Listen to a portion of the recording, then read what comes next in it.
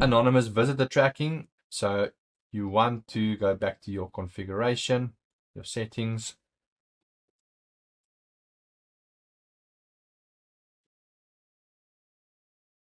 Yeah, you want to go, I believe it's under data.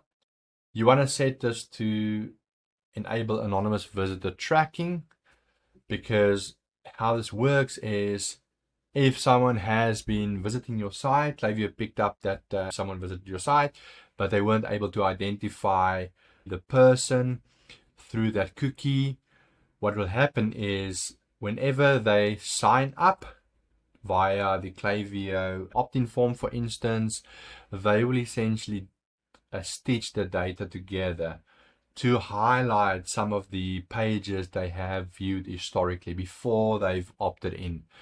And then you can retarget them based off of their previous behavior and site activity. So enable this one so you can have better data stitching within the account.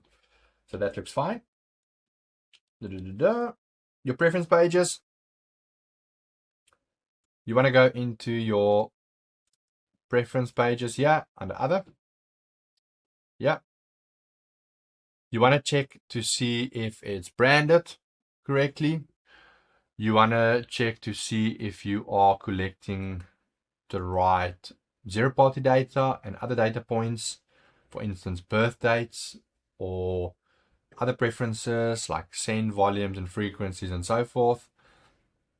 And you also want to ensure that there is a success page. So if that's in order, yes, and give your suggestions.